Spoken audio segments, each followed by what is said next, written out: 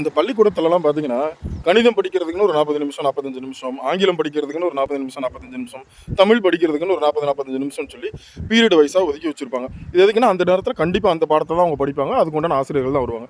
அதே மாதிரி தண்ணீர் குடிக்கிறதுக்கு ஒரு 5 நிமிஷம் குடுத்து, அந்த 5 நிமிஷம் கண்டிப்பா நீங்க வந்து தண்ணி தான் குடிக்கணும்.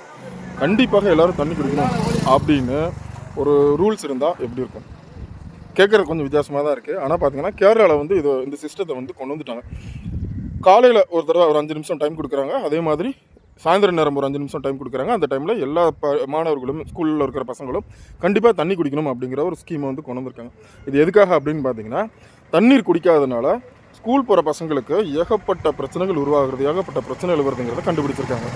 பல நோய்களுக்கு காரணம் வந்து இந்த தண்ணி போதுமான அளவு குடிக்காம இருக்கிறது தான் அப்படிங்கிறதுனால இந்த விஷயத்த கொண்டு வந்திருக்காங்க. இதில் ரொம்ப முக்கியமாக என்ன சொல்கிறாங்கன்னா, பள்ளி குழந்தைகள் வந்து சீக்கிரமாக சோர்வடைஞ்சிடறாங்க அப்படிங்கிறாங்க. இதுக்கு ரொம்ப முக்கிய காரணம் என்னென்னா, போதுமான அளவு வந்து நம்ம உடம்புல தண்ணீர் சத்து இல்லாதது தான். நீர் சத்து இல்லாத டீஹைட்ரேட் ஆகிறது தான் காரணம்.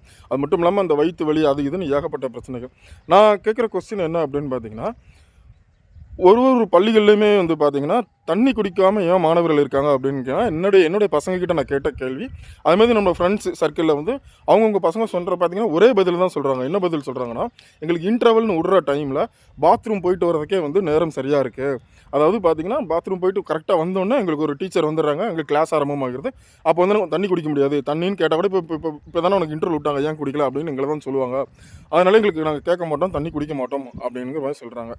இதில் ஒரு லாஜிக் இருக்குது உண்மை. என்ன அப்படின்னு பார்த்தீங்கன்னா, சில பள்ளிகளில் வந்து 400, 500 ஸ்டூடெண்ட்ஸ் இருப்பாங்க.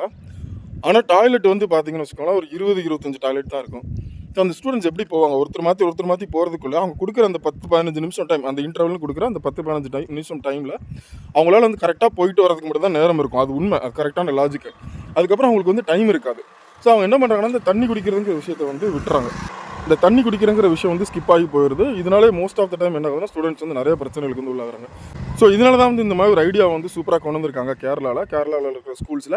ஸோ நம்மளும் வந்து என்ன பண்ணலாம் அப்படின்னு பார்த்தீங்கன்னா, நம்மளுடைய ஸ்கூலில் பேரண்ட்ஸ் மீட்டிங் நடக்கிறப்போ ஏதோ ஒரு டைமில் வந்து ஸ்கூல் நிர்வாகத்தை நம்ம சந்திக்கிற மாதிரி இருந்துச்சுன்னா, இது ஒரு கோரிக்கையாக கொடுக்கலாம் அப்படின்னு நான் நினைக்கிறேன். 5 நிமிஷம் இல்லாட்டியும் 2 நிமிஷம் 2 நிமிஷம்னா 120 செகண்ட்.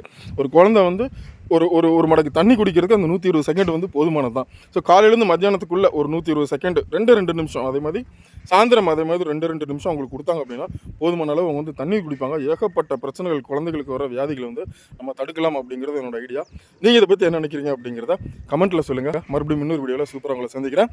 நம்ம சேனலுக்கு நீங்கள் புதுசாக இருக்கீங்க, இதை மாதிரி ஏதாவது தெரிஞ்சுக்கணும் அப்படின்னா நம்ம சேனலை சப்ஸ்கிரைப் பண்ணிக்கோங்க. நன்றி, வணக்கம்.